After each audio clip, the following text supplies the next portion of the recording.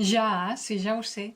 Tens ganes de muntar un escape room a casa i no saps per on començar. Soc la senyoreta Meravella i he muntat 6 jocs d'escapada casolans. Queda't i t'explicaré com ho he fet. Però si em reconeixes, guarda'm el secret, eh?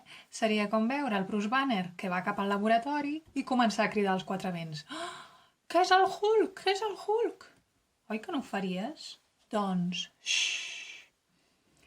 Abans de començar, t'he d'avisar que pretenia fer un vídeo curtet, d'uns 10 minuts, però he anat estirant del fil i m'han sortit 2 vídeos, així que agafa les crispetes i som-hi!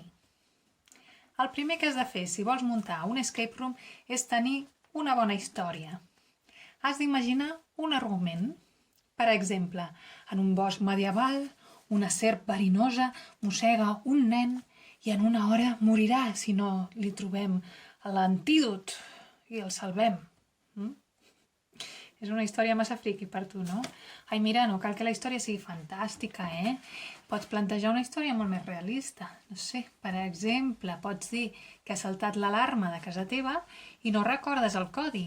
I com que t'ha passat tantes vegades, doncs la companyia de seguretat ha dit que la pròxima vegada que hagin de venir a reparar-la et cobraran 1.000 euros. En una hora picaran a la porta, així que tenim poc temps per trobar el codi i desconnectar l'alarma. Apa, que ja t'he regalat 2 històries, però si en vols una altra, doncs no sé, busca inspiració en sèries, en jocs d'ordinador, en llibres, o pots veure el següent vídeo on t'explico els jocs d'escapada que ja he fet. Prepara el discurs de benvinguda. És l'explicació del joc que faràs als jugadors abans de deixar-los entrar. Al discurs has d'explicar la narrativa i remarcar quin és l'objectiu del joc, què és el que han d'aconseguir, vaja. També digues el temps que tenen i aclareix com es donaran les pistes, què poden tocar i què no. Jo què sé, i si hi hagués alguna altra informació, doncs és el moment de dir-la. Apunta el discurs i llegeix-lo, o oblidaràs la meitat de la meitat o més de totes les coses que volies dir. Aquest discurs guanya molt, molt si vas disfressat. A veure què et sembla. Si us plau, necessito ajuda. Aquest matí el meu fillet jugava al bosc i una serp verinosa l'ha picat. És una víbora mortalis. Només tenim una hora abans que se'm mori, però és que no trobo el bruixot per enlloc. He anat a casa seva i no hi és.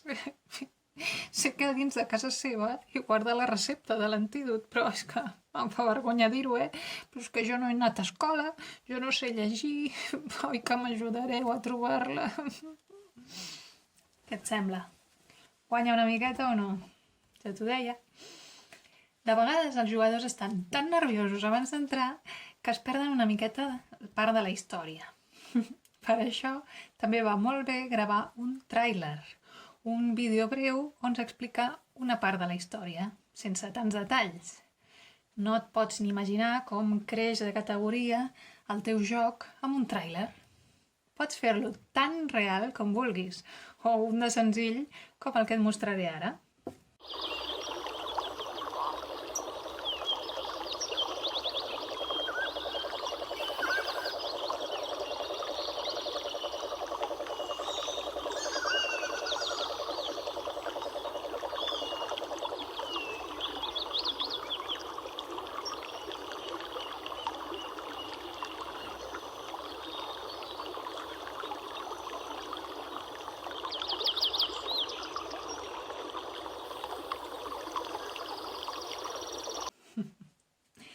Hem parlat de crear una història, la importància de fer un discurs de benvinguda i la cirereta del pastís, que és el tràiler.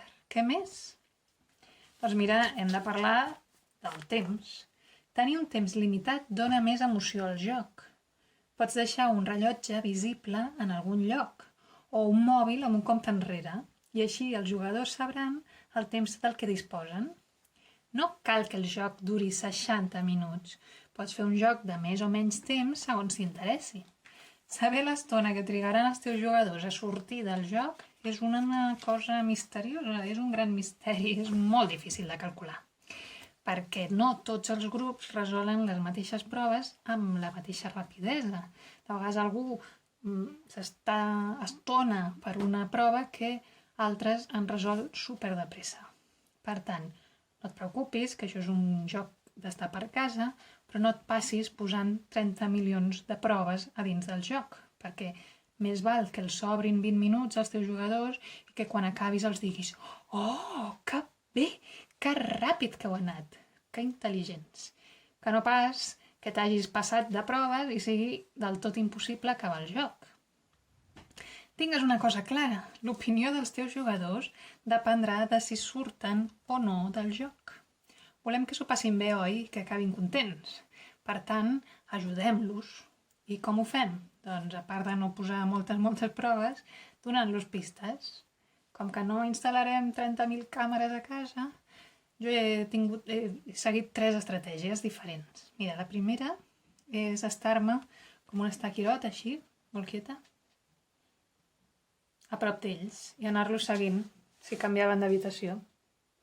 I si em necessitaven, doncs em feien una pregunta i jo responia i ja està. Una altra és mitjançant notes de veu de WhatsApp. Meravella, que no sabem continuar. Molt bé, fixeu-vos en això. Una altra estratègia, doncs posar l'orella a la porta on són. Va seguint tot el progrés que estan fent i si necessiten indicacions, doncs a través de la porta les pots donar i ja està. Alerta! No intervinguis si ells no ho demanen. Controla't. Jo sóc molt bocamolla, i em costa horrors, això. Temps controlat, sistema de pistes captat. Podem anar per feina ja? Sí, però no. Abans has de pensar quin espai tens disponible. Si el prepares per casa, quines habitacions jugaran? Si és a la feina, doncs només et deixen una sala de reunions o després podreu anar a un despatx. Si ets professor, tens la teva aula, però també pots disposar de l'aula del costat o una part del passadís, el pati, jo què sé. Si només tens un espai gran, però t'interessa dividir-lo, perquè, jo què sé, la teva història ho requereix, doncs no et preocupis, perquè pots posar parets de paper, com aquesta.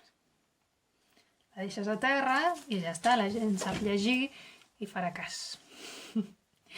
Es poden deixar a terra i posar alguna porta també tipus de paper i ja està, sí? Pot ser que també et trobis amb una dificultat, a part d'això, que jo vaig tenir a casa meva, i és que, com que quan sortien d'una habitació es trobaven en un distribuïdor amb més portes, no sabien cap on havien d'anar. I això ho vaig solucionar amb fletxes a terra. Pots posar unes fletxes com aquestes i així sabran els teus jugadors cap on han d'anar. Bé, unes fletxes com aquestes o unes molt més maques que tu facis. Ai, què més? Llavors ja començo. A veure, encara tu no tens clares quines proves faràs, però sí que tens clar l'espai, per tant, pots començar un petit esquema. Conforme vagis decidint les proves, aniràs omplint aquest esquema. Mira, per planificar-te bé, apunta. A la primera habitació es trobaran tal prova. Aquesta prova els dirigirà a tal pista, no? Jo què sé, per exemple, per obrir la porta. La clau del pany.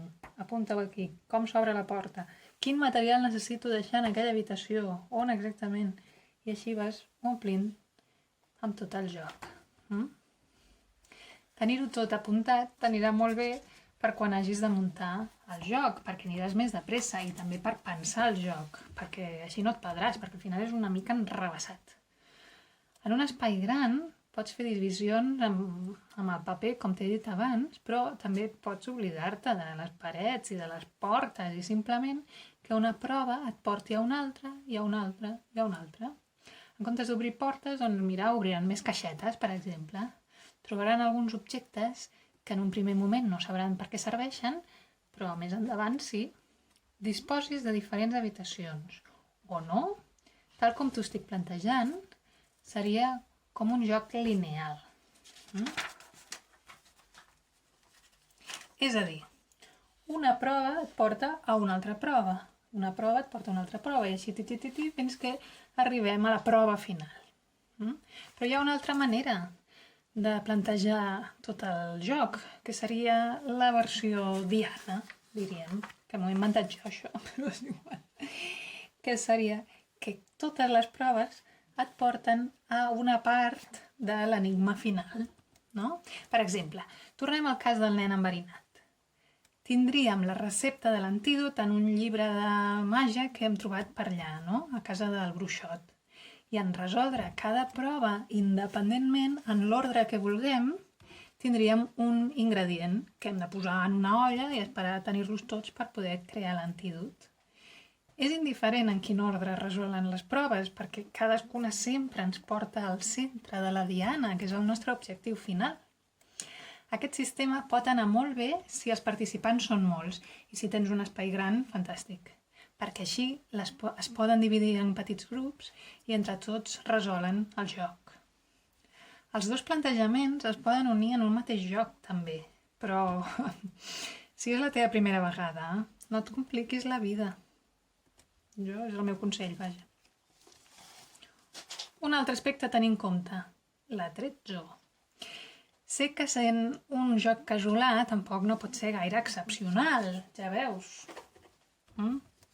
Però una mica de decoració per endinsar-nos en la temàtica no anirà gens malament.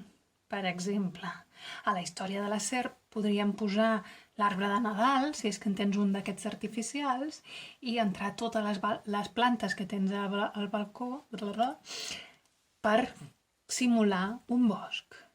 Podem cobrir amb llençols els mobles per canviar una mica l'aspecte de la casa. Podem fer dibuixos que ens donin una pista del lloc on som. No sé, per exemple, a casa del bruixot doncs pot haver-hi una llar de foc o un armari amb herbes remeieres o fins i tot hi pots posar un cartell que digui jo què sé, laboratori de màgia. Ai, meravella, que fa 3 hores que parles i encara no m'has explicat ni una prova. I jo quan he vist aquest vídeo és el que buscava. Ai, doncs mira, tens raó, però és que ja no em puc allargar més, és que s'està fent llarguíssim això.